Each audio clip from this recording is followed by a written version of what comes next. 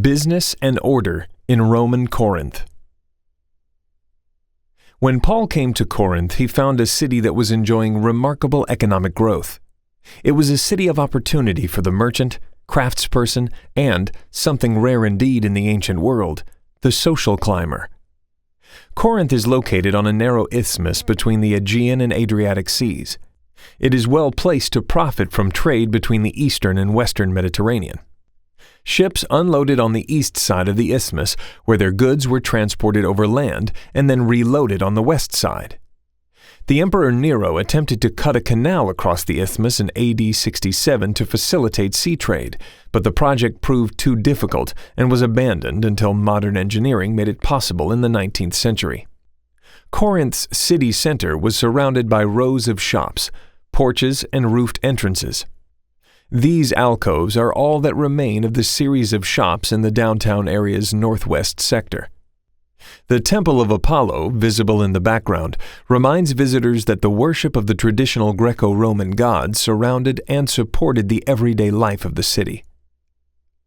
A long row of connected shops also ran along the south side of the city center. The grassy area would have once been the walkway of the long, covered portico or columned porches which ran in front of the entire length of shops. Shops also sat on the west end of the city, just below the temple of Hera, the wife of Zeus. Another market area arose to the north of the city, again with rows of shops and open spaces for the sale of wares and foods.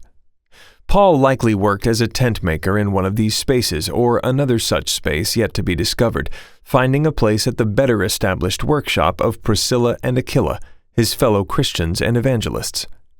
When the Emperor Claudius expelled the Jews from Rome in 49 CE, Priscilla and Aquila relocated to the promising city of Corinth and set up shop shortly before Paul's arrival there, described in Acts 18 verses 1-3.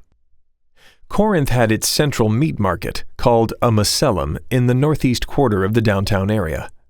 Originally a shrine to Apollo, this structure was converted to a more practical function by the time Paul visited Corinth.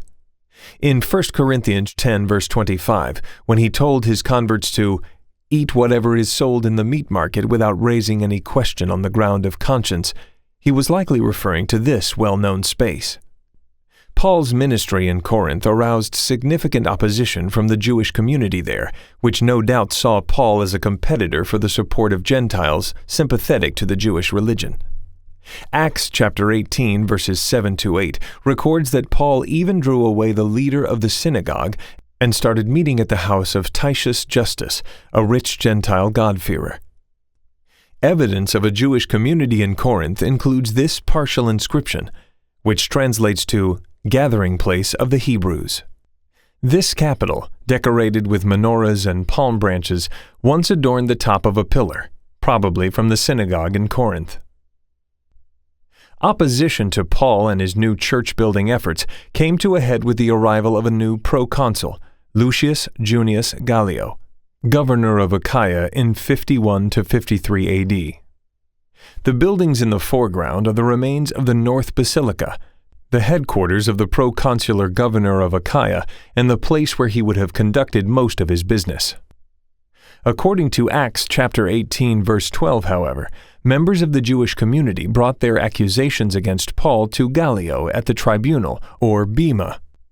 Members of Corinth's Jewish community charged Paul with introducing unlawful religious customs, something that would typically fall under the jurisdiction of the secular authority.